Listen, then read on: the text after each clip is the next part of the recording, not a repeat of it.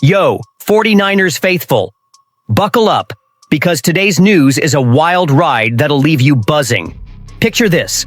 Our defense gets a new weapon that could shift the game, a cornerback's fighting tooth and nail to stay on the roster, some slick roster moves show how sharp our front office is, and whispers about a fan-favorite wide receiver's future are stirring up drama. What does this mean for our Super Bowl chase? Are we stronger, or are there traps lurking? You won't believe the stakes here. Grab a seat, smash that like button, hit subscribe with the bell, and let's dive into this chaos. And while we're still hyped from the preseason grind, a bombshell just dropped. The 49ers are signing edge rusher Trev Gibson to bolster the roster. That's right, faithful. Our D-line's getting a spark. With rookie Michael Williams sidelined for at least another week, we needed depth up front, and this move delivers. Gibson's no slouch. Drafted in the 5th round by the Bears in 2020, he racked up 18 tackles for loss and 10 sacks between 2021 and 2022.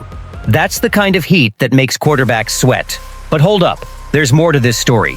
Gibson, standing 6 feet 4 inches and 259 pounds, had a quiet 2023 with the Titans, playing just one game. And last season with the Seahawks, he saw action in a few games before an ankle injury landed him on injured reserve in December 2024. He played 47 snaps in Seattle, rushing the passer on 25, but was benched for 9 straight games before that. Fans on X are split. Some say he's the missing piece to make our defense elite, while others worry that injury could slow him down. So, what's the deal? Can he rediscover that 2021 fire? Strategically, this is a savvy pickup. With Williams out, our D-line rotation was stretched thin. Gibson's not a lock to start, but he's the kind of guy who can wreak havoc on third downs. Picture him lining up with Nick Bosa, making life miserable for QBs. It's a move that screams Kyle Shanahan and John Lynch's attention to detail, balancing experience with upside. But here's the kicker. Can Gibson shake off the rust and prove he's still got it, or are those inactive games in Seattle a red flag? The preseason's his stage to show he's ready to roll. And that's just the start. Because what's coming next will blow your mind.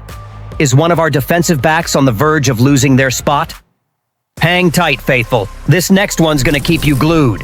And while our defense gets this boost with Gibson, something wild's brewing in the secondary, faithful. Tre Brown, who came in this offseason as a legit contender to start at cornerback, might be slipping down the depth chart. What's going on here? We thought he'd be battling for a starting spot, but with Upton Stout stepping up big time, the picture's changed. Now, with the regular season just weeks away, the real question is whether Brown even makes the roster. This is the kind of plot twist that has us on the edge of our seats. Let's rewind to the first preseason game. Almost none of our starters saw real action, right? The team rolled out Darrell Luter, Dallas Flowers, and Chase Lucas at corner to test the depth options. Then, the shocker. Brown didn't hit the field until late in the second half, logging just 20 snaps. He didn't start, played behind all 3 guys, and was out there on the outside.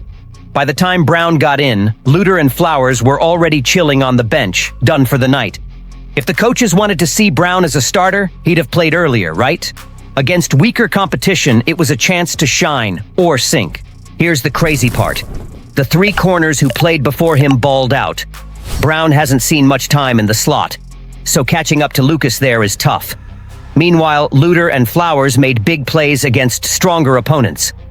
Looking at the cornerback room, the starting trio seems locked in with Diamador Lenoir, Renardo Green, and Upton Stout, with Luter, Flowers, and Lucas ahead. Brown's looking like the 7th corner heading into preseason week 2.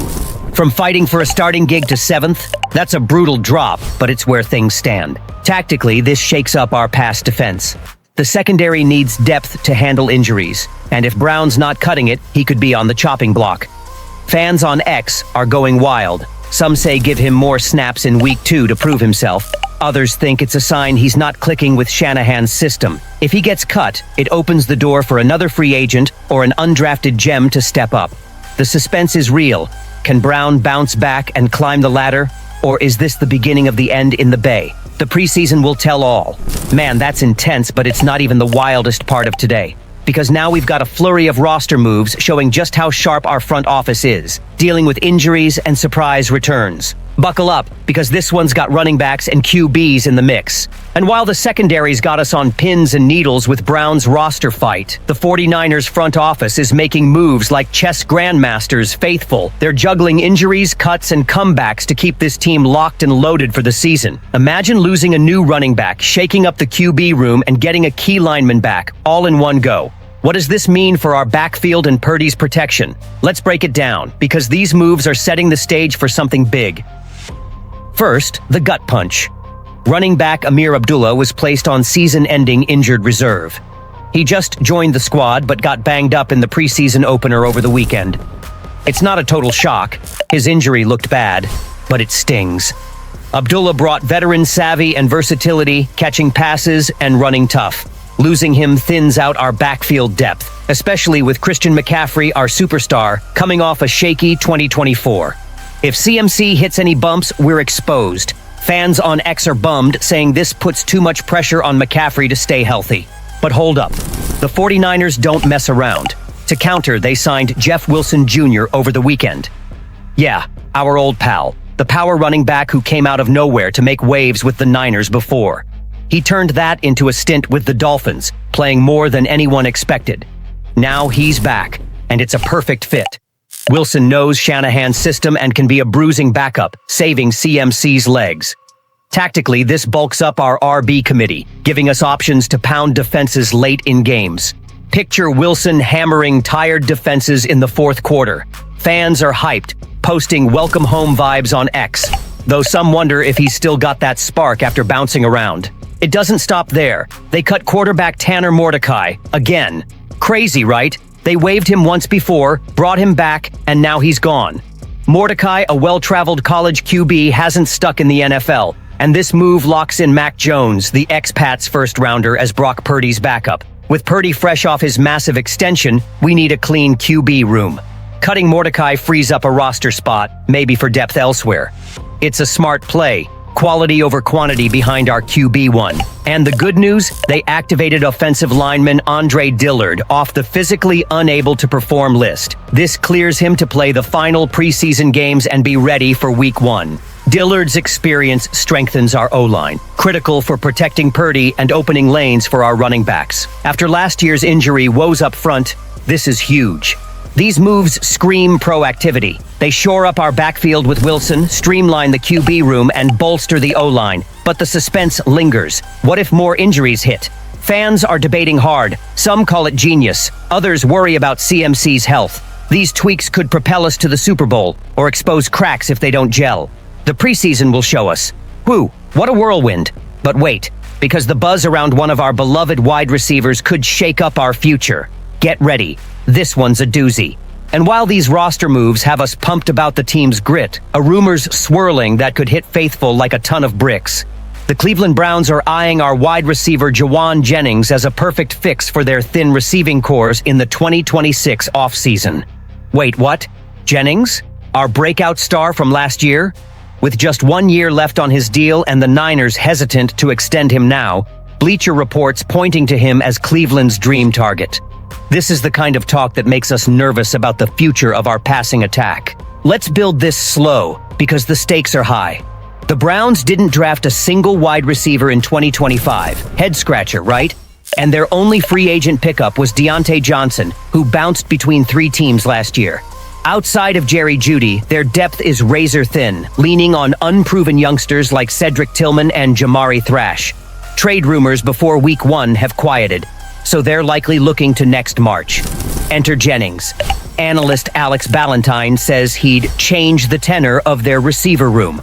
With 77 catches, 975 yards, and 6 touchdowns in 2024, Jennings proved he's more than just a blocker. He's a legit weapon. Remember his breakout? With Brandon Ayuk sidelined by a torn ACL, Jennings stepped up huge. Now, with Deebo Samuel gone, man, that hurts. He's our wide receiver 2 behind a healthy Ayuk this fall. At 28, the Tennessee product finally got his shot and crushed it. But our cap situation's tight, and without a new deal, there's chatter he might request a trade, though nothing's solid yet. If he balls out again this season, he'll be a hot commodity in free agency. The Browns, starving for playmakers, could come knocking hard. Tactically, losing Jennings would be a massive blow. He's not just a receiver. His elite blocking is a cornerstone of Shanahan's run-heavy scheme. Without him, our passing game leans heavily on Ayuk and untested rookies, and our run game loses an edge. Imagine third downs without his reliable hands. Fans on X are freaking out. Some are screaming, "Extend him now, Lynch," because he's perfect for our system. Others say if his price skyrockets, we might need to trade for draft picks. But the risk is real. If he walks, our Super Bowl window could shrink. And what if he pushes for a trade this season? The preseason's his chance to boost his value, but that contract cloud looms large. This is a wake-up call. Cherish Jennings while he's ours. He could be in his final year in the Bay, reshaping our offseason. Faithful, does this scare you or fire you up? Drop your take in the comments, because our attack's future is on the line. Yo, Faithful, what a roller coaster of a day. Gibson's signing adds juice to our defense, giving us depth while Williams heals, key for rattling QBs. Brown's depth chart slide? It's a test for our secondary, but could forge a tougher unit. The roster moves. Abdullah out, Wilson back, Dillard ready. Show our front office's hustle, protecting CMC and Purdy. And the Jennings to Cleveland buzz? A gut check for our attack's future, balancing cap space and talent. We're sharper, hungrier, and ready for the ring. So, what's your call? Does this put us on the Super Bowl path, or are there pitfalls? Hit the comments, smash that like, subscribe, and ring the bell for more.